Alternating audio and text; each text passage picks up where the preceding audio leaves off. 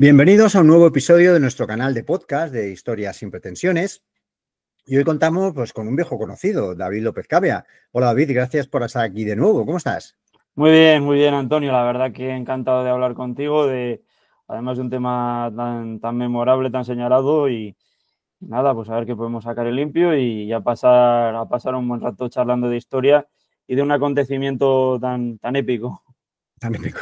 Ahora desvelaremos de qué es de qué vamos a hablar. Bueno, David tiene un blog sobre la Segunda Guerra Mundial que yo se lo recomiendo a todo el mundo. Os invito a seguirlo con posts muy detallados, muy bien documentado. Y para mí esto es una referencia. Cuando cuando estoy preparando algún post en mi blog de la Segunda Guerra Mundial, acudo al suyo para, para informarme y para documentarme. Es algo totalmente recomendable, ¿no? Pero es que además es escritor y tiene una serie de libros ambientados en la Segunda Guerra Mundial. Pues voy a decir algunos, para que nunca quiso ser un héroe, La última isla, En el infierno blanco, Indeseables, Ataque nocturno, Frontera sangrienta, Ecos de la jungla. Seguro que se me queda alguno, pero hay un buen elenco ahí de libros, ¿eh? Súper entretenidos y totalmente recomendables también. Bueno, pues muchas gracias. La verdad que es algo con lo que disfruto mucho, con lo que me lo paso muy bien, que me desahoga mucho y que si además pues una pequeña historia humana insertada en la gran historia pues ayuda al público a conocer acontecimientos históricos decisivos, pues encantado, mejor que mejor. Diversión y aprendizaje pues van de la mano.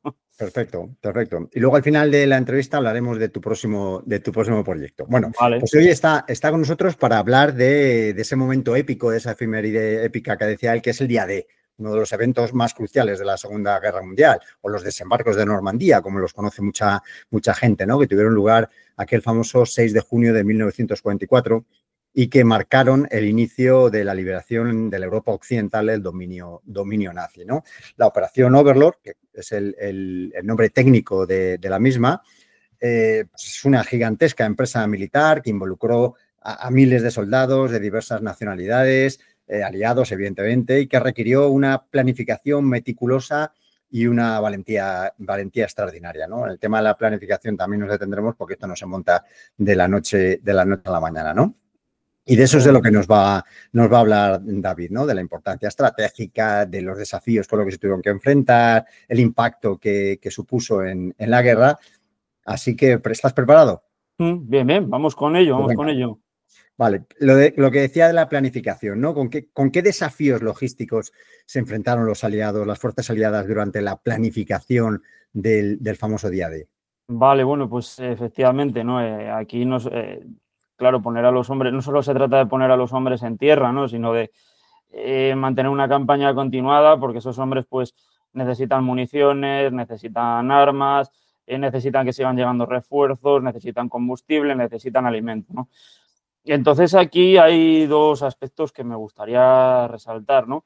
El primero de ellos era pues la necesidad de hacerse con puertos para abastecer a las tropas.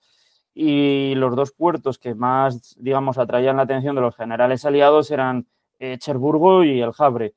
Lo que realmente estaba sucediendo es que estos puertos quedaban bastante lejos o no iban a ser tomados en la primera oleada ni en el primer día porque, lo que te digo, quedaban pues, lejos de las playas de Normandía, ¿no? Entonces, oye, ¿cómo necesitamos alguna alternativa, ¿no? Porque no podemos capturar un puerto de primeras, ¿no? Entonces aquí lo que se les ocurrió a los británicos fue pues, crear dos puertos artificiales, uno en la playa Omaha, en Saint-Laurent-sur-Mer, y otro en Arromanches.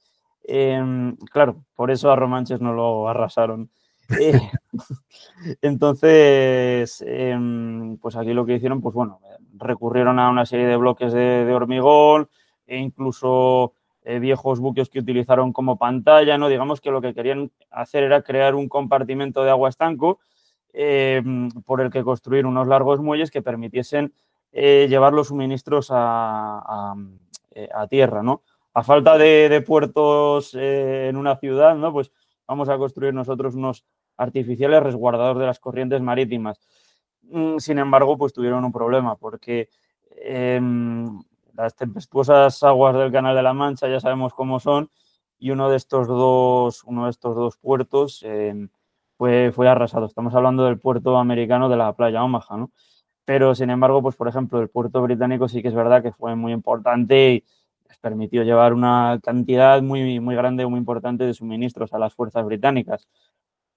Y luego, por otra parte también con estos temas logísticos, me llamó también bastante, ¿no? Pero, claro, eh, pues necesitan combustible para poder seguir avanzando tierra adentro, para poder alimentar los motores de los carros de combate, ¿no? Si no están inmovilizados, ¿no? Entonces, aquí pues lo que hicieron los británicos también fue un sistema de abastecimiento a través de un oleoducto submarino llamado Pluto. Y pues bueno, lo que hicieron fue un gran oleoducto bajo el mar, y para evitar que los alemanes lo atacasen, ¿no? Como te diría, pues lo que hicieron fue las estaciones de bombeo que tenían en Gran Bretaña las ocultaron bajo casas normales, ¿no? Para que esto pasase desapercibido.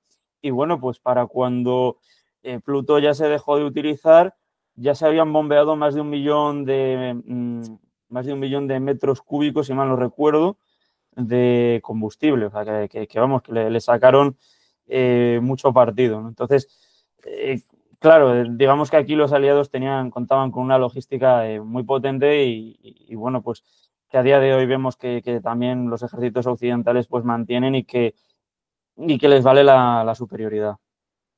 Ahora, cuando has hablado de Arromanch y los famosos mulberries que colocaron allí, es increíble. Yo estuve en el año 2019 y es increíble ver todavía restos de aquellos fantásticos artificios y están allí todavía. O sea, evidentemente son piezas que están varadas en el mar, pero que es impresionante verlos. Oye, en el famoso día D, en toda la planificación y en el desarrollo, hubo una figura que yo creo que destacó por encima de todos, ¿no? Que fue el general Eisenhower. Porque además tenía que conjuntar, tenía que luchar casi con la cantidad de egos en cuanto al generalato aliado que había allí, ¿no? Y lo hizo, bueno, pues lo coordinó perfectamente por el resultado que dio. Efectivamente, como tú bien dices, Eisenhower, pues quizás más que un gran estratega, ¿no? Más que un Patton, más que un Rommel, más que un Manstein, más que un Zhukov, pues fue un gran gestor de egos, ¿no? Un gran jefe de equipo que supo pues cómo coordinarlo todo, ¿no? Yo pienso que muchas veces más que un militar era un político, ¿no? Porque estaba desempeñando funciones políticas y diplomáticas, ¿no? Muchas veces mediando con sus difíciles aliados británicos y con personalidades de la talla, ¿no? Con hombres muy ásperos como Montgomery, ¿no? Como Monty. O también teniendo que lidiar con alguien del talante y con alguien con un ego como tenía el general Patton, ¿no? Pero en cualquier caso, más allá de su habilidad para gestionar equipos, para digamos, organizar a todos estos generales, sí que es verdad que las decisiones de carácter militar que tuvo que tomar, cuando las tomó fueron las correctas, y especialmente en Normandía. Fíjate que es curioso que en Normandía, pues el propio Ike, como le llamaban, ¿no? Pues escribió una carta en la que, digamos que por si las cosas salían mal, digamos que en la que él elogiaba el valor de los soldados, marineros y aviadores, pero sin embargo, él decía que había tomado la decisión de atacar basándose en la información y pues con la mejor de las intenciones, pero que él era el único responsable del fracaso. Afortunadamente, no hizo falta, digamos, Publicar. publicar aquella carta, sí.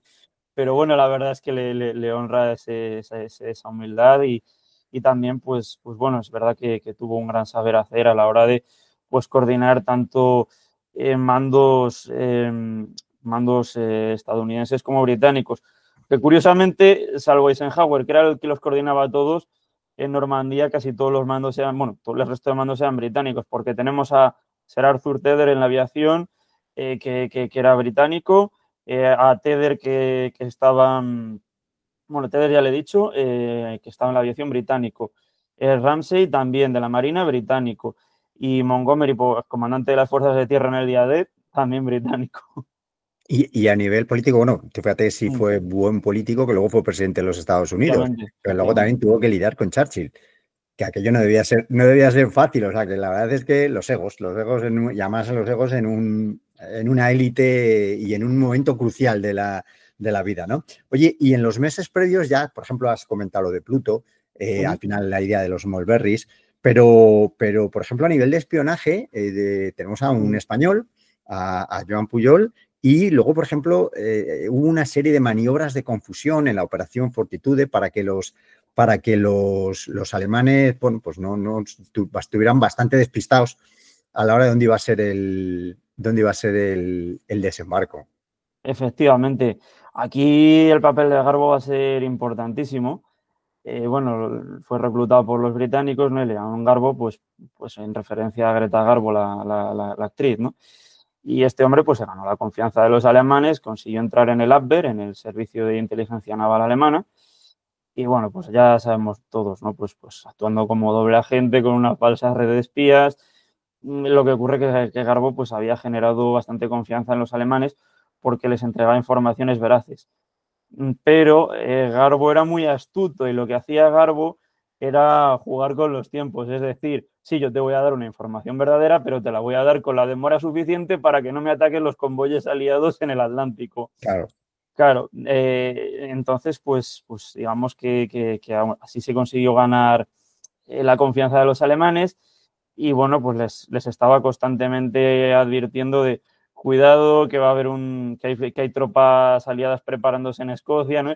Claro, los alemanes pasaban con sus vuelos de reconocimiento y desde arriba pues veían lo que parecían grandes concentraciones de tropas y de material militar y en realidad estaban pasando por encima de maquetas, de hinchables y bueno, y demás artimañas y demás engaños, ¿no? Y entonces todo eso, pues bueno, pues también Garbo, jugando también un poco con los tiempos, también lo que hizo la noche del día D fue transmitir informaciones de que el ataque iba a ser dentro de unas pocas horas, con poco tiempo para que los alemanes reaccionasen y además para reforzarlo más aún, les convenció a los alemanes de que la invasión de Normandía era una operación subsidiaria de una futura invasión de mayor entidad por el paso de Calais, ¿no? Entonces, les hizo creer a los alemanes que realmente había un segundo ejército bajo el mando del general Patton que iba a golpear con mucha mayor fuerza a través de Calais. Sí, porque, por ejemplo, Hitler estaba convencido que el desembarco iba a ser en Calais. De hecho, es el recorrido más corto desde Dover, ¿no? a Francia. Era por lógica, podía ser el más relevante. Pues no, pues no. Oye, y todo el mundo hablamos, cuando se habla del día D, pues se habla de los desembarcos, pero yo creo que las fuerzas aéreas, que eran muy superiores a la Luftwaffe, y las navales, con la Operación Neptuno, fueron unos colaboradores perfectos del éxito de los desembarcos, ¿no? Y poco se habla de ellos y fueron claves. Efectivamente, porque un desembarco no puede tener éxito si no tienes la superioridad aérea y la superioridad naval. Aquí los aliados tenían una superioridad aérea y una superioridad naval, pero bestial, bestial. De hecho, la acción de la Marina alemana durante el desembarco de Normandía, durante el día de, mejor dicho, pues que fue residual, ¿no? Y los aviones aliados, pues es que estaban casi campando a sus anchas. Ya, bueno, pues la verdad que la operación fue bastante compleja porque solo en el primer día iban a desembarcar 156.000 hombres y ya en los días previos había pues miles de hombres ya, como te diría, a bordo de los barcos, ansiosos, nerviosos, con ganas de saltar a tierra, sufriendo por una espera tan tensa, ¿no? Y lo pasaron bastante mal en estos días de que sí, atacamos, no atacamos, ¿no?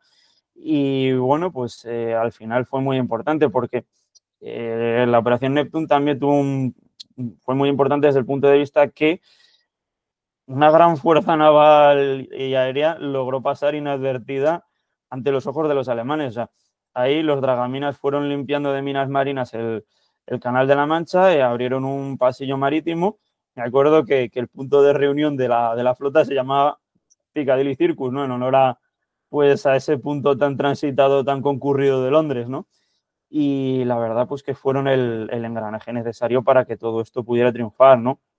Ya no solo la parte del transporte a las playas, ¿no? Sino que les van a dar el soporte de fuego naval necesario para, pues, echar abajo las fortificaciones, incluso en la playa Omaha, cuando las cosas se ponen feas también, los destructores pues van a prestar un fuego de apoyo vital.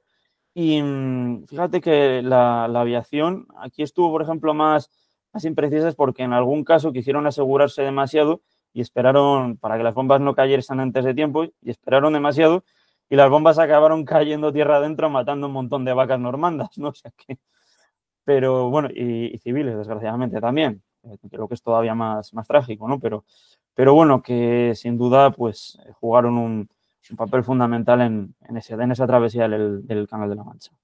Y antes hemos hablado de personajes, pero no podemos olvidarnos quién estaba al mando de las tropas alemanas, que nada más y nada menos que era Rommel. No pusieron allí a cualquier novatillo ni becario para defender aquello, ¿no?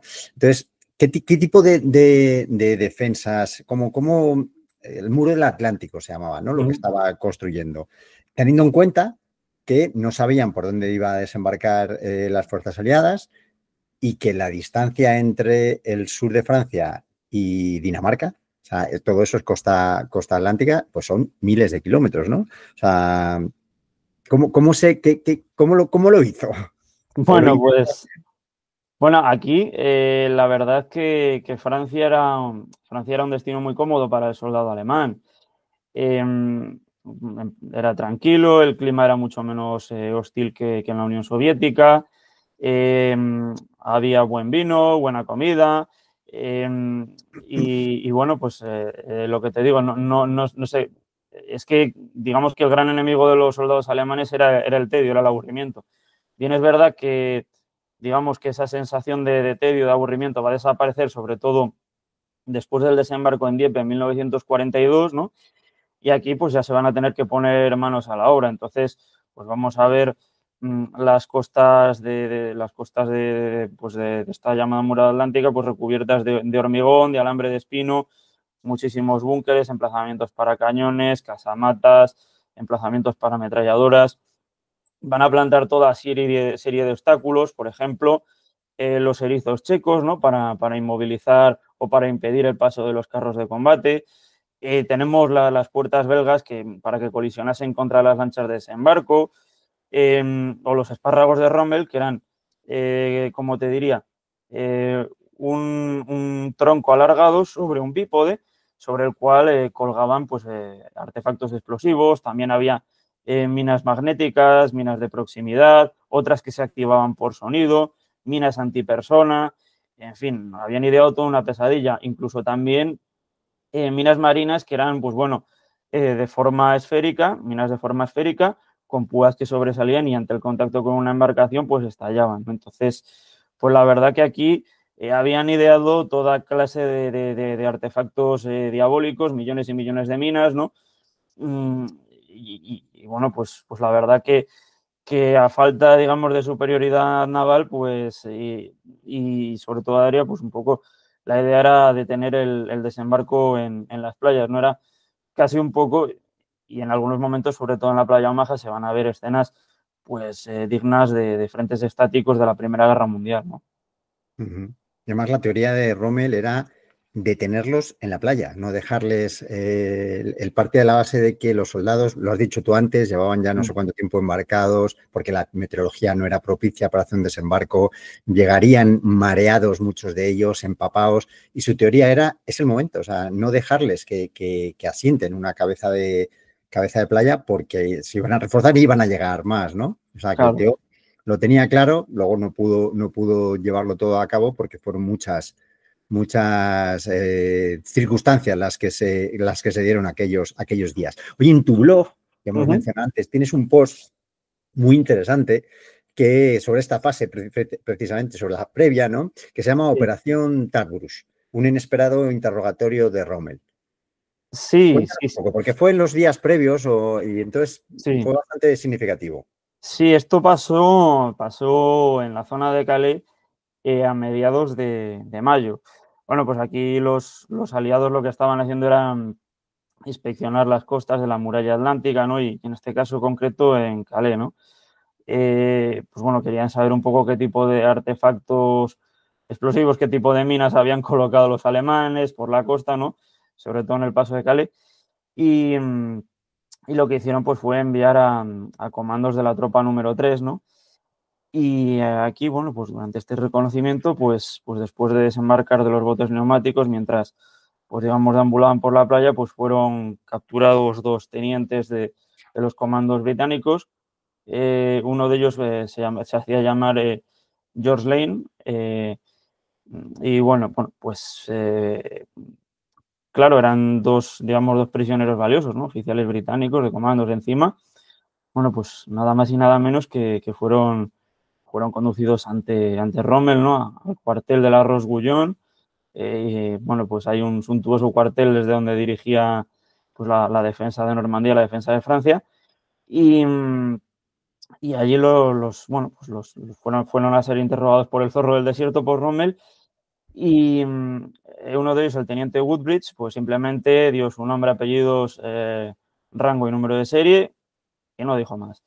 Y George Lane, que era ya mucho más locuaz, tenía mucho más desparpajo, mucho más encanto, pues dijo que era un honor ser invitado por Rommel, ¿no? Cuando le invitó a la biblioteca, Rommel incluso, pues, ante los halagos, ¿no? Pues dejó escapar una carcajada y aunque Rommel le interrogó, intentó sacarle información,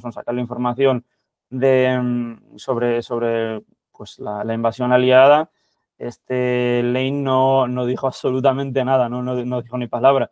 Y fíjate que además aquí Rommel se comportó como todo un caballero, porque desde el desembarco en Dieppe, eh, desde poco después del desembarco en Dieppe, Hitler ordenó que todos los comandos que fuesen capturados pues debían de ser ejecutados, ¿no?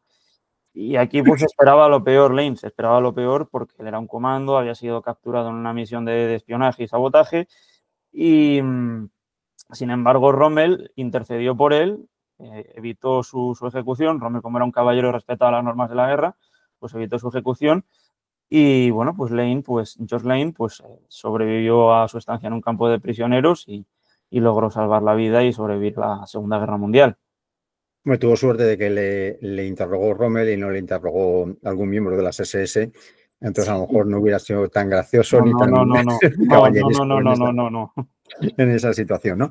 Bueno, llegamos a aquel 6 de junio, pero no fueron los desembarcos los primeros que llegaron o sea, la infantería marina, lo primero que llegó a Francia, sino que fueron los paracaidistas, ¿no? Y Sí, los aerotransportados con aquellos planeadores. Y la primera operación fue el puente Pegasus. sí, sí, sí, aquí, bueno, se va a lanzar unas horas antes de que tengan lugar los desembarcos en tierra, en las playas, se va a lanzar a los paracaidistas para atacar las retaguardias alemanas y, como decía el propio Anthony Debord, ¿no? Aislar la zona de invasión, impedir la llegada de refuerzos. La 101 División Aerotransportada de Estados Unidos y la 82 División Aerotransportada de Estados Unidos van a proteger el flanco oeste, mientras que la sexta División Aerotransportada Británica va a proteger el flanco este. Entonces aquí lo que tú mencionas, que es una acción muy interesante, que es la del puente de Pegasus, una compañía de la sexta División Aerotransportada Británica, la compañía D de los Ox and Bucks, pues va a tomar tierra en planeadores muy cerquita del puente, lo va a tomar al asalto y la verdad que la ejecución de esta operación especial va a ser de manual. Es verdad que esto lo cuenta muy bien Stephen Ambrose en su libro El puente Pegasus, ¿no? Como ensayaron una y otra vez, ¿no? Y era una de las compañías mejor entrenadas del ejército británico porque ese puente era un paso vital. Los alemanes podían mandar sus carros de combate a través de aquel puente para atacar las playas de desembarco británicas y la verdad que los paracaidistas ya no solo es que asaltaron muy bien el puente, sino que lo mantuvieron muy bien hasta reunirse con los comandos de la primera brigada de servicios especiales. Entonces, en mi opinión, fue uno de los puntos clave, ¿no? Uno de los muchos puntos clave, pero fue una operación muy bien ejecutada y un punto clave del día D, que se salvó con gran maestría y con una eficacia pues espectacular. Otro de los puntos míticos de aquella madrugada fue San Magui Eclis, aquí en este caso creo que fue la 101 aerotransportada estadounidense, y al final la imagen que tenemos todos es ese paracaidista que se quedó colgando del campanario, que gracias a eso salvó la vida,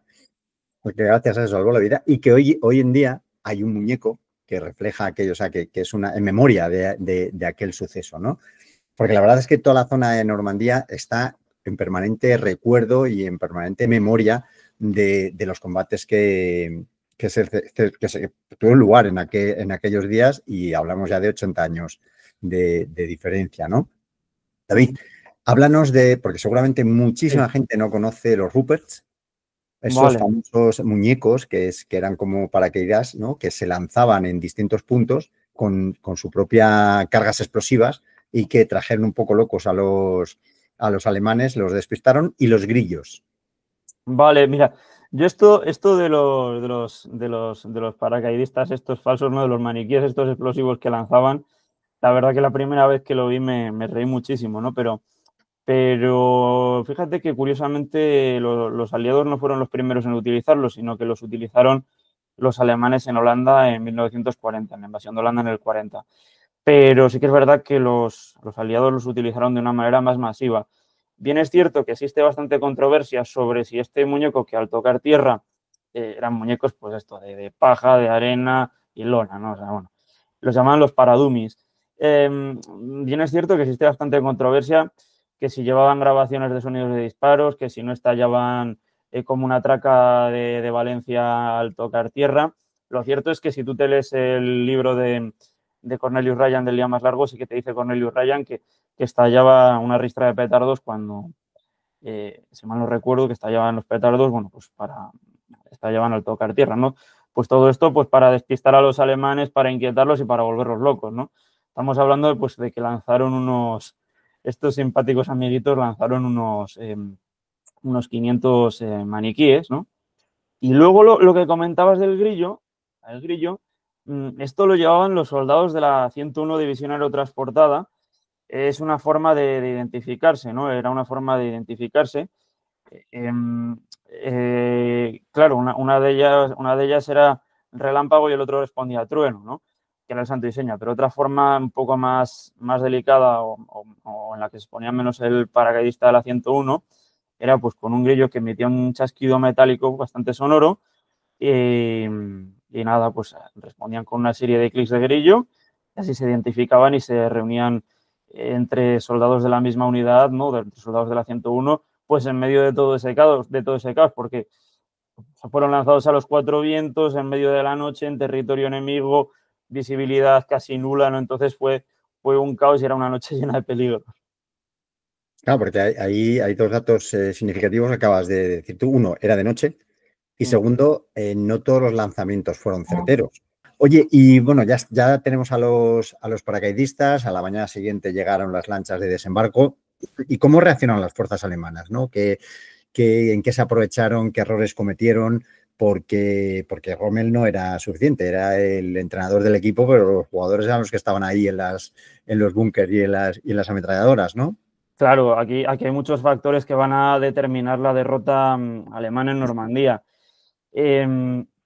Pues por ejemplo, bueno, hay que tener varias cosas en cuenta, ¿no? Para empezar, la propia estructura de mando alemana, que era bastante liosa, bastante farragosa, por decirlo de alguna manera, porque sí, tenemos a Rommel, pero Rommel es el comandante del grupo de ejércitos B. Tiene por encima al mariscal de campo Gerd von Rundstedt, que es el comandante del frente oeste. Y luego, finalmente, en última instancia, el mando recae en Hitler. Entonces, pues ya es bastante caótico todo, ¿no? Para colmo de males, les pilla el día D con Rommel, que se ha ido a celebrar el cumpleaños de su esposa, si mal no recuerdo. Sí. Vamos a tener a varios comandantes alemanes. Me parece que al general Dollmann del séptimo ejército y al comandante de la 243 División Alemana lo tenemos, que se van a Rennes a un ejercicio, a una serie de ejercicios de simulación con mapas, de simulación militar. el general de la 21 División Panzer estaba visitando a su amante. Entonces, pues bueno, tenemos a varios mandos por ahí dispersos, ¿no? Luego los propios soldados alemanes, ¿no? Bueno, alemanes entre comillas, porque había muchísimas Sí, tropas de Europa del Este o del Cáucaso, ¿no? Y esos soldados pues realmente no estaban muy motivados para defenderse, ¿no? Porque realmente eran unidades estáticas con poca movilidad y que a los pocos disparos pues salían corriendo, ¿no? Entonces eran unidades de dudosa fiabilidad. Y el soldado alemán, por otra parte, pues era un soldado más castigado, más envejecido también. Los soldados aliados, en especial los soldados estadounidenses, eran más jóvenes. Entonces, pues eso también jugaba en su contra, ¿no? Y bueno, pues luego decisiones que se tomaron, ¿no? Por ejemplo, el tema de las reservas blindadas. Al final se tomó una decisión de mantener, no se las tuvo lo suficientemente cerca de las playas para contraatacar bueno, y repeler la invasión, ¿no? La escasa presencia de la Kriegsmarine alemana, ¿no? Y bueno, ya no te cuento por la monstruosa superioridad aérea aliada, con lo que la Luftwaffe, pues, cuya presencia era mínima, pues poco pudo hacer, ¿no? Entonces, incluso también, pues las predicciones meteorológicas de los alemanes, o cómo te diría, las investigaciones de la meteorología que tenían los alemanes eran muy inferiores, ¿no? a las que podían tener los aliados, con lo cual pues se les hacía más difícil prever cuándo podía haber buen tiempo, ¿no? Entonces, por lo que te digo, es un cúmulo de factores los que contribuyen a determinar la derrota alemana, ¿no? Me alegra que me hayas preguntado esto, Antonio, porque ya has dicho errores en plural, ¿no? Es que, claro, aquí todo el mundo, cuando habla de Segunda Guerra Mundial, el error, la batalla clave, ¿no? Y a mí eso es algo que me enfada mucho porque, a ver, enfadar no, pero quiero decir que es algo que me llama mucho la atención. Oye, que esto no se pierde en un punto, ¿no? Que esto se pierde por muchas decisiones, por muchos factores, y al final esto es como un campeonato de liga. No lo pierdes en el Bernabéu, no lo pierdes en el Clásico, ¿no? Lo pierdes a lo largo de toda la temporada. claro. Sí, sí, era pues eso, un cúmulo de circunstancias. Lo de la meteorología, por ejemplo, es cierto que los días previos fue una meteorología muy poco propicia para hacer un desembarco y los alemanes estaban convencidos de que ese día era imposible, que también por eso se marchó Rommel al cumpleaños de su mujer. O sea que, claro, son unas circunstancias, ahora mismo lo vemos todo con otra perspectiva en cuanto a medios tecnológicos, ya no solamente para la meteorología, sino para mil cosas. Y en aquellos momentos pues no disponían de esa información, lógicamente, ¿no? Oye, vamos a ir, me has enseñado antes el cajoncito de la cajita con los botecitos de arena. Yo lo siento, pero yo tengo que decir también que yo lo tengo y yo las recogí en la playa. Fue un momento súper emocionante en las 5 playas ir cogiendo, que yo decía, a ver, tú, a venir aquí, me vas a decir que te hago cogiendo, pero bueno. No serías el único, ¿eh? No te preocupes Bueno, no, no te preocupes por eso. de hecho, yo llevaba de casa unos botecitos de cristal comprados en un chino y allí de pronto me encuentro botecitos de cristal vacíos con los Sí. nombres de las playas. Es que no lo tengo aquí, lo tengo abajo para no. Y que estaba evidentemente para los turistas y que hicieran la gracia, ¿no? Pero respecto a las playas, ¿no? ¿Qué diferente fue el desembarco en cada una de ellas, ¿verdad? O sea, Sí. en unas hubo unas dificultades pasmosas, en otras fueron más fáciles. Cuéntanos un poco cómo fue en cada una de ellas. Pues a ver, por ejemplo, en Utah, aquí desembarca la 4ª División de Infantería de Estados Unidos. Aquí va a ser todo muy sencillito, poca oposición. No sé si hubo 12 o 13 muertos, ¿no? Pero la verdad que aquí todo salió muy bien y fue la playa de desembarco donde, pues, una de las que con más profundidad se penetró en territorio enemigo y, bueno, pues, de hecho, pues a la tarde, incluso al final del día D, pues ya habían establecido contacto con los paracaidistas de las divisiones aerotransportadas 82 y 101. Aquí, pues lo que te digo, fue de los sitios donde mejor salieron las cosas. Luego vamos a tener la playa Omaha, pues bueno, esta va a ser una carnicería, porque era una zona de desembarco muy obvia, porque estaba fuertemente defendida. Los carros Sherman anfibios se hundieron debido a la tempestad. Las bombas cayeron fuera de los objetivos, ¿no? Las bombas que debían castigar las defensas alemanas cayeron fuera de los objetivos. Pues aquí casi fracasa el desembarco, esta va a ser una de las peores. Y en la zona central tenemos Gold, aquí la 50ª División Británica, Y aquí, bueno, pues los británicos sí que va a ser la resistencia fuerte y demás, pero aquí los británicos se van a valer mucho de sus cacharros. Me refiero a sus cacharros, sus vehículos anfibios, ¿no? Todos estos fannies, ¿no? Estas rarezas que diseñó el general Percy Howard. Y, bueno, pues vehículos de zapadores, carros anfibios, ¿no? Digamos que Shermans tuneados y demás, y Churchills tuneados y todo esto, bueno, carros tuneados para poder acabar con alambradas, con minas, poder flotar en el mar, ¿no? Y van a sacar bastante partido de ello, ¿no? Y tenemos también la playa Juno de los canadienses con la tercera división de Canadá, y aquí pues la resistencia va a ser bastante fuerte, va a ser bastante enconada, pero los canadienses van a conseguir penetrar con bastante profundidad y ya en los días siguientes van a tener enfrentamientos a cara de perro con las tropas de las SS. De hecho, va a haber una inquina terrible entre las tropas de la tercera división canadiense y de la 12ª de Panzer de las SS. Se van a odiar a muerte entre ambos. O sea, van a combatir con una brutalidad casi propia del frente ruso, ¿no? Y ya por último, la playa Sword, que aquí desembarcó la tercera división británica. Ellos, pues, también la brigada de servicios especiales con sus comandos. Y bueno, pues aquí las cosas marcharon bastante bien y como te digo, pues bueno, pues acabaron, pues bueno, enlazando con esos paracaidistas que hablábamos del puente Pegaso. Y bueno, sí que es verdad que si las cosas salieron bien en las playas británica y canadiense, no van a conseguir llegar a Caen, objetivo marcado para las primeras 24 horas del día D. Has dicho lo de Omaha, que fue un punto crítico, muy crítico, porque se llegaron incluso a plantear abortar esa playa, ¿no? O sea, lo vieron tan negro, fue bueno, yo creo que todo el mundo ha visto, todo el mundo que le guste el cine bélico, Salvar al soldado Ryan, que es estremecedor. Estás en el patio de butacas y es que parece que las balas te van silbando uno al otro, ¿no? Y fue un momento tan crítico que se plantearon los generales estadounidenses el retroceder. Eso hubiera sido, ¡buf! Sí, porque si hay un punto donde pudo fracasar fue en la playa Omaha. Aquí las dos primeras oleadas pues se van a encontrar pues una auténtica masacre, ¿no? Estamos hablando igual en la primera oleada, pues igual un índice de bajas del 90%, ¿no? Encima, pues bueno, no se les ocurrió otra cosa que en la primera división de infantería que desembarcaba el 16º regimiento, pues los oficiales iban en cabeza, con lo cual fueron de los primeros en caer, ¿no? Luego, por otra parte, la playa también se la repartieron con el 116 regimiento, que era una unidad de novata. Y bueno, lo que te digo, pues se encontraron con una resistencia fortísima, los vehículos anfibios se habían hundido, la mayor parte de ellos, los pocos que llegaron, algunos pues resultaron destruidos al poco de llegar a tierra.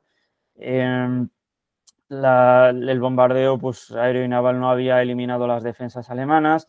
Se estaban enfrentando a 3 batallones de la 352 División Alemana, que era una de las unidades más potentes de Normandía. Estaba muy bien adiestrada.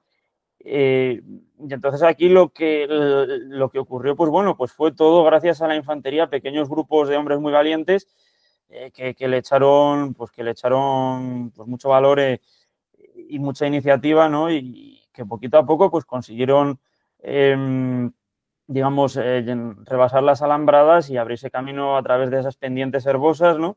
Y llegar hasta las fortificaciones alemanas, ¿no? Y bueno, pues dar cuenta de ellas. También, pues, a medida que consiguieron establecer contacto por radio con los destructores, pues consiguieron ir eliminando los fortines alemanes uno por uno, ¿no? Pero claro, esto les costó mucho tiempo y la progresión fue muy lenta. La verdad que aquí las cosas estuvieron muy complicadas, ¿no? Entonces, todo gracias al valor de un puñado de hombres, ¿no? Hombres, pues por ejemplo, como el general Norman Cota, que un general que se expuso al fuego y esquivando las balas junto a sus hombres, organizando grupos para rebasar las alambradas, dirigiéndoles personalmente y bueno, pues incluso pronunció la famosa frase para animar a los Rangers, la famosa frase Rangers led the way, ¿no? O por ejemplo también para que los soldados le siguieran, cuando rebasó una alambrada dijo, venga, que si un carcamal como yo ha podido superarlo, vosotros también podéis, ¿no? Entonces, fue un hombre que predicó mucho con el ejemplo y a mí aunque hubo muchos hombres valientes en la playa Omaha, ¿no? Pero me parece muy bien me parece que encarna muy bien cómo superar la adversidad de aquel holocausto. Qué barbaridad. Vamos a volver a tu blog porque tienes un post centrado en la playa de Sword que se llama Comandos al ataque en el desembarco de Normandía. Porque los comandos también tuvieron una labor importante aquel día. Sí, sí, sí. Aquí van a desembarcar, los comandos van a desembarcar en la playa Sword, están encuadrados en la primera brigada de servicios especiales. Me acuerdo que la abreviatura era First SS Brigade, ¿no? Esas SS que tanto miedo causaban, pero no, aquí es de servicio especial, que son aliados. Aunque miedo causaban estos también, porque no eran precisamente hermanitas de la caridad, eran tíos bien aguerridos. Y bueno, pues la verdad que estos comandos aquí, voy a destacar al comando número 4 de los Lowbat, que era uno de los oficiales más distinguidos en la Segunda Guerra Mundial, de los oficiales de comandos más distinguidos. Y este hombre pues iba al frente de sus hombres el primero y le iba siguiendo su gaitero Bill Millin tocando la gaita, ¿no? Mientras desembarcaban en Sword. Y bueno, pues después de conseguir salir de la playa, pues lo que te digo, con los Lowbat pues dando ejemplo y liderando el ataque, pues entabló los Lowbat en un tiroteo con un tirador alemán y bueno, pues como si fuera una presa de caza, ordenó a sus hombres que fueran a por el cadáver del alemán, ¿no? O sea que, en fin, rocambolesco, dantesco. Y bueno, pues ya otra vez este famoso gaitero Bill Milling, ¿no? Con los Lowbat apareció por el puente Pegasus, ¿no? Tocando Blue Bonnets Over the Border, anunciando la llegada de las tropas de refuerzo a este puente Pegaso, ¿no? Y cosa que subió mucho la moral entre los paracaidistas que habían mantenido el puente pues hasta que llegaron los comandos, ¿no? Y luego también me llamó bastante la acción de los comandos del comandante Kiefer. Fueron los únicos soldados de la Francia Libre en tomar parte en el día D y generaron muy buena imagen, ¿no? entre la población francesa. Y curiosamente, esto es bastante gracioso, ¿no? Porque decían, ay, mira qué majos los británicos, que nos mandan comandos que hablan francés, qué idea más amable han tenido. Pero si precisamente los hombres del comandante Kiefer, que asaltaron un casino, ¿no? Cercano a la costa, en el que se habían atrincherado los alemanes, los hombres del comandante Kiefer, pues, ¿cómo te diría? Eran franceses, ¿no? O sea, qué amables los británicos que nos traen soldados de la francesa, que no, que son franceses los comandos, ¿no? Y me hizo mucha gracia también leyendo el libro, un libro de, no sé si era el del día más largo, no sé si era el comandante Kiefer o, igual Kiefer no era, pero sin otro oficial, no te lo puedo garantizar ahora al 100%, Toño. Pero sí que dijo que cuando supo que tenía que asaltar aquel casino, dijo que había perdido grandes fortunas en aquel lugar. Muy propio en ese caso. Lovat fue un personaje muy curioso, ¿no? Este escocés que tenía sus piques con los ingleses y que incluso, pues, bueno, al final le dieron como un poco por perdido porque la indumentaria que llevaban sus tropas no era la reglamentaria, llevaba un gaitero en su grupo, gaitero que ejercía de gaitero y que tocaba su gaita. Bueno, hay tantos casos peculiares ya no solamente en esos desembarcos de Normandía, en la propia guerra, ¿no? Has hablado de estos comandos franceses. Oye, realmente, ¿qué papel jugó la resistencia? Porque yo creo que alrededor de la resistencia hay una leyenda, algo mítico, pero ¿qué papel tuvo en aquellos días? Bueno, pues hombre, aquí, ¿cuál va a ser la resistencia? Hombre, sí que les había proporcionado, vino bastante bien un poco unificar el mando y poner a Jean Moulin al frente, ¿no? Pero bueno, por ejemplo, William Donovan de la USS dice que el 80% de la información que disponían sobre el terreno y las defensas se le había proporcionado la resistencia francesa. Entonces, pues también, aparte de esa labor de espionaje, de información, de reconocimiento, pues también realizaron pues labores de sabotaje, ¿no? De hecho, 120 hombres de las FFI, ¿no? Las Fuerzas Francesas del Interior, pues perecieron durante el día D. Muchos de ellos también fueron ejecutados, no querían hacer prisioneros los alemanes, ¿no? Fueron ejecutados en Caen. Fue importante porque también, por ejemplo, se coordinaban con los operativos del SOE. Cuando Gran Bretaña pues lanzaba pues, a saboteadores femeninos, como por ejemplo podían ser Nancy Wake o Violet Savo, pues se coordinaban con ellos, o con los equipos de operaciones especiales del SAS, que lanzaron un montón de ellos en la Francia ocupada, también se coordinaron con ellos, ¿no? Tuvieron un papel, la verdad, que muy importante. O incluso, por ejemplo, a la hora de retener o retrasar la llegada de refuerzos, ¿no? Como ocurrió cuando en esta sangrienta travesía que tuvo desde el sur de Francia la división de las SS das Reich, pues la verdad que ralentizaron mucho esta división, saboteando sus vehículos, tendiendo emboscadas a las tropas de las SS. Lo que pasa que, claro, luego esta división en su trayecto hacia Normandía pues fue cometiendo, pues lo que te diría, una serie de atrocidades, pues de verdad terribles, ¿no? Por los pueblos franceses, ¿no? Pues por ejemplo, como ocurrió en Oradour-sur-Glane, ¿no? Y sí que me gustaría también destacar, por ejemplo, el papel de los guerrilleros españoles, en torno a 10.000, que estaban perfectamente integrados en la resistencia, ¿no? Como partisanos, como maquis. Y, por ejemplo, aquí hay un guerrillero, Cristino García, que estuvo en la batalla de la Madeleine y pues una partida de apenas unos 40 guerrilleros españoles me parece que consiguieron hacer rendirse a más de 1.000 soldados alemanes. O sea que no es nada baladí. No, no, para nada, para nada. Bueno, después de los primeros días de los desembarcos, ¿cuál fue el mayor inconveniente o freno que se encontraron los aliados? Porque, por ejemplo, tú lo acabas de decir, Caen era una ciudad que estaba previsto conquistarla en las primeras 24 horas y pasó un tiempo más de lo esperado y que también puso en jaque un poco todo el proceso del avance, ¿no? Sí, aquí aparte de Caen, que me parece muy bien que lo saques a colación, claro, lo decía Stephen Ambrose en sus libros, ¿no? Dice, vale, sí, hemos ensayado hasta la saciedad los desembarcos, pero ahora hay que salir de la playa. Nos vamos a encontrar, sobre todo en las zonas de desembarco estadounidenses, con un paisaje que es el Bocage, que es un paisaje que favorece mucho a los defensores. ¿Por qué?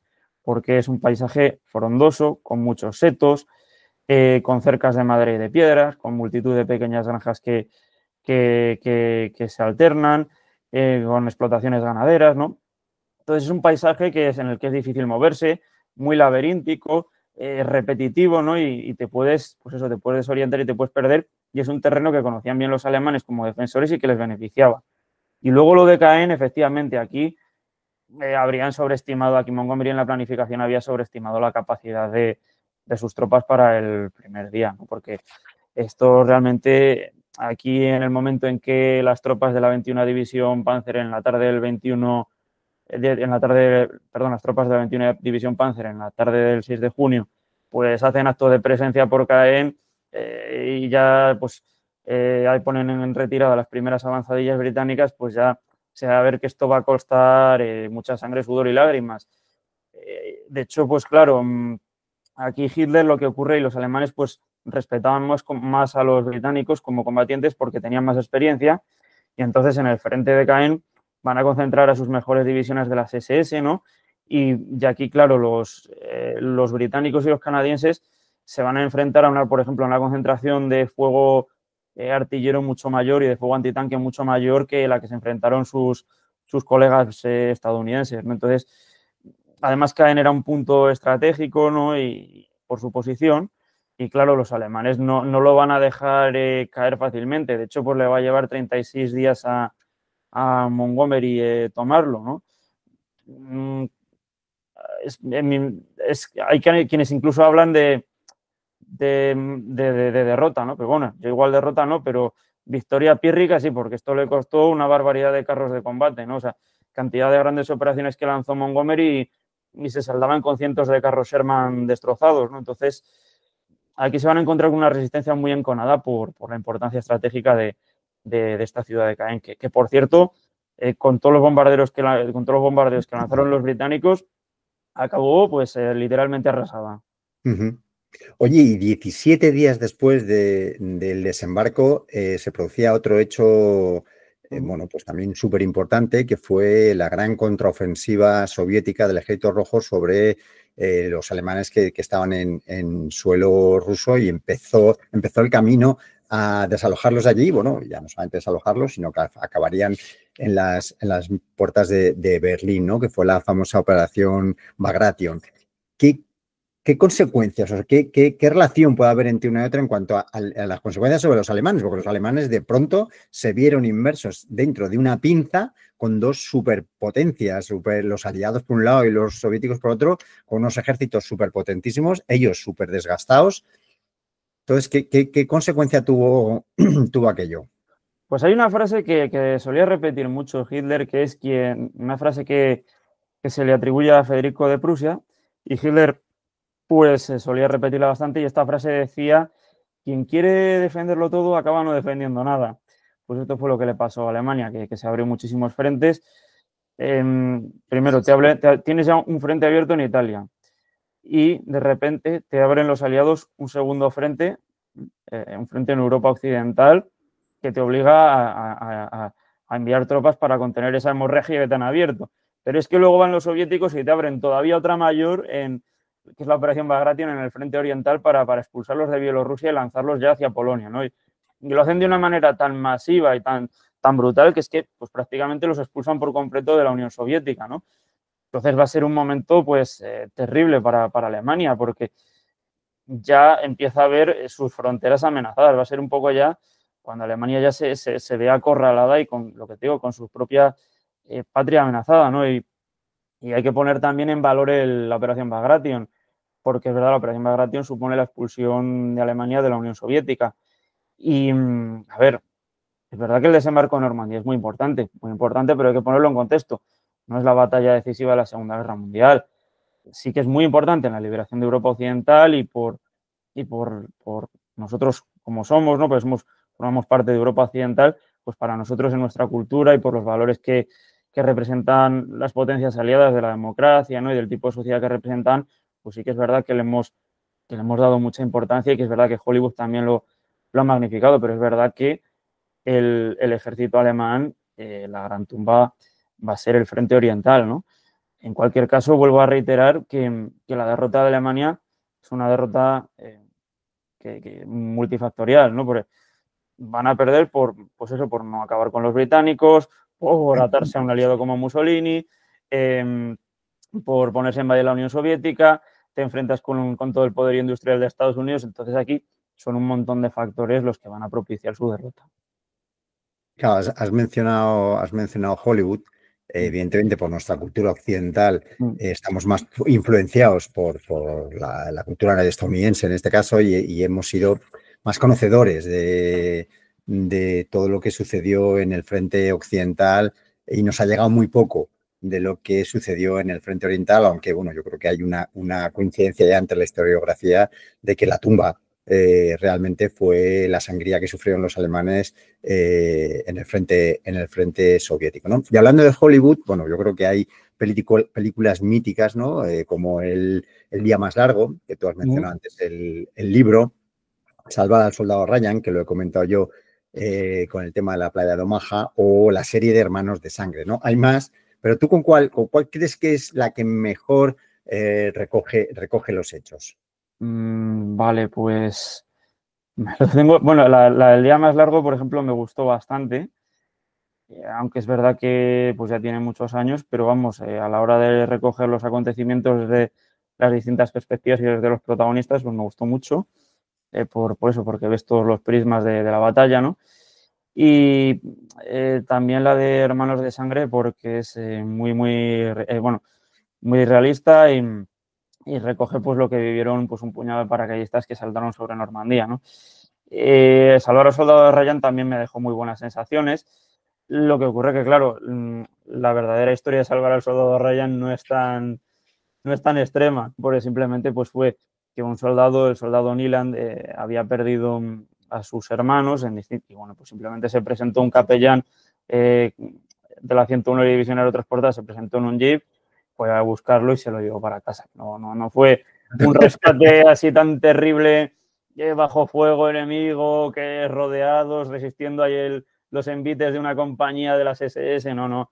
Pero sí que es verdad que, por ejemplo, las escenas del desembarco de Salvar al soldado Ryan me parecen tan estremecedoras como espectaculares y yo creo que es una de las mejores escenas bélicas que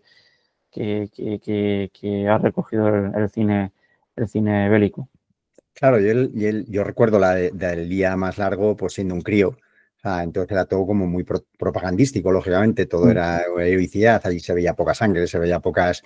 mm, Y de pronto, bastantes más años después, ya siendo adulto, y de pronto cuando me enfrenté a aquella situación, era espeluznante. O sea, era, claro, no éramos conscientes de lo que, afortunadamente, no somos conscientes de lo que es estar allí en una lancha de desembarco, que de pronto se caiga el portón y que arrasen a todos los que había en esa lancha, por ejemplo. O sea, que mm. eso, o bueno, cómo se desarrollaba, cómo caían en el agua y cómo se caían las balas a su alrededor, ¿no? Mi padre tenía un compañero de trabajo, un italiano, claro, mi padre tiene 85 años y el italiano había estado en el desembarco de Normandía. Entonces le decía siempre a mi padre que, un poco exagerado, ¿no? Pero que murieron más soldados ahogados Mm. al salir de las barcas por el peso que llevaban que por las propias balas alemanas.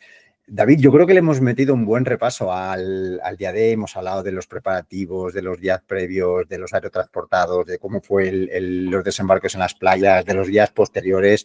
No sé, yo creo que quien nos escuche se ha llevado una idea bastante clara, nos has puesto en situación perfectamente de aquellos trepidantes momentos del 6 de junio de 1944. Yo solamente tengo que darte las gracias, pero antes de despedirnos, nos tienes que hablar de tu próxima criatura literaria. Bueno, pues después de haber publicado Nunca quiso ser un héroe sobre la batalla de Aquisgrán, voy a sacar, o mi intención es publicar, estamos trabajando para ello, en una novela de la guerra de Vietnam, ambientada en la ofensiva del Tet, en la batalla de Hue en concreto. La novela se llama Callejones sin gloria y bueno, pues vamos a meternos en la perspectiva de un marine cuyos ideales se desmoronan en medio de una guerra pues que lo engullía todo y que, y que de verdad pues arrastró a la decadencia moral a un país y que tan terribles consecuencias tuvo sobre Vietnam y sobre los Estados Unidos. Y pues bueno, pues que marcó un antes y un después, ¿no? Ujú. ¿Verdad? Que sobre todo en esa forma de encarar las guerras de Estados Unidos, ¿no? Oye, te sales del contexto de Segunda Guerra Mundial, que era donde tú tenías ahí Sí. tu fortaleza, y abordas otra guerra tan significativa. Lo que pasa es que como acabó en derrota estadounidense, pues se le daba lógicamente, menos bombo. ¿Y por qué has saltado a Vietnam? Pues era un desafío, fíjate, esto era un desafío que me planteó un amigo en la Navidad del 23 cuando presenté mi libro Ataque Nocturno. ¿Vas a hacer una novela de Vietnam? Y el caso que sí que tenía pensado hacerla, pero dije, oye, ¿por qué no? Y la verdad que también es un conflicto que siempre me ha interesado mucho, ¿no? Y, y bueno, pues al final me lancé y dije, venga, que ya la técnica de documentar me la tengo, ¿no? Ya sé, hombre, es verdad que igual no, o sea, no estoy tan versado como en la Segunda Guerra Mundial, pero bueno, ya sabemos cómo investigar, por dónde buscar, ¿no? Y bueno, pues al final la cosa ha salido, me lo he pasado muy bien, he aprendido muchísimo investigando al respecto, también me he divertido mucho escribiendo la historia. He intentado sufrir, emocionarme también con los personajes para que quede algo pues, con lo que el lector también sufra, se emocione, ¿no? Y se meta en las vivencias del personaje, empatice con él y bueno, pues la verdad que pues me lo he pasado bien, digamos, saliendo un poco de estos escenarios habituales. No, pues eso seguro que lo consigues, porque lo dije en la otra charla que tuvimos, cuando hablamos de la batalla de Aquisgrán y que tu libro Nunca quiso ser un héroe, que consigues el que el lector se meta en ese papel y se meta en ese escenario, con lo cual, o sea, me figuro que cuando lo leamos, pues sudaremos en la selva vietnamita con Bueno, aquel ambiente. esto es combate urbano porque fue la batalla de Hue que aquí, curiosamente, los vietnamitas cambiaron las reglas del juego y les obligaron a luchar en las ciudades. Vale, vale, vale. Y, oye, ¿cuándo has dicho la fecha o no? No me atrevo a dar fechas porque como estamos ahí en proceso de edición y todo esto, a ver qué pasa. Estoy pendiente, pues bueno, de diseño de cubiertas. Claro, está todavía en proceso de edición, entonces no me atrevo a dar fechas. No me atrevo ¿Pero a dar antes de fechas. acabar el año o...? Sí, mi idea es que esté antes de acabar el año. Si pudiera Vale. ser en otoño, sí. Si pudiera ser en otoño, sí que me gustaría mucho. Incluso a ver si puede ser a finales de verano. Pero Sí, que no vamos quieres a ver correr. si. Sí, sí. Mm. O bueno, no quiero decir va a salir tal día o tal mes porque igual me pillo los dedos. Bueno, oye, si lo tienes ahí todo encarrilado, al fin y al cabo un mes más, un mes menos, o sea, estaremos pendientes de tus redes sociales para adquirir el libro y recibirás un WhatsApp mío diciendo, David, tenemos que hablar de la Muy guerra de bien, Vietnam. muy bien, Toño. Tenemos que hablar de la guerra de Vietnam. Oye, muchísimas gracias por Nada, todo. a Ya te ti. digo que ha sido muy didáctico y muy ilustrativo todo lo que nos has contado del día D, todo el proceso previo, durante, después. Y yo creo que nuestros oyentes se llevan, si hay alguno que no esté muy versado en la temática, pues se lleva una idea bastante clara de todo lo que pasó. Muchísimas gracias, David, y bueno, pues nos veremos y nos oiremos pronto. Muchas gracias por contar conmigo. La verdad que lo he disfrutado mucho, que siempre es un placer charlar de historia contigo. Te agradezco también tu amabilidad y bueno, pues también te agradezco que hayas contado conmigo para tu canal Historia sin pretensiones y te mando un fuerte abrazo desde Burgos. Muchísimas gracias. Es un placer para mí. Venga, nos vemos pronto. Muy bien. Hasta luego. Hasta luego.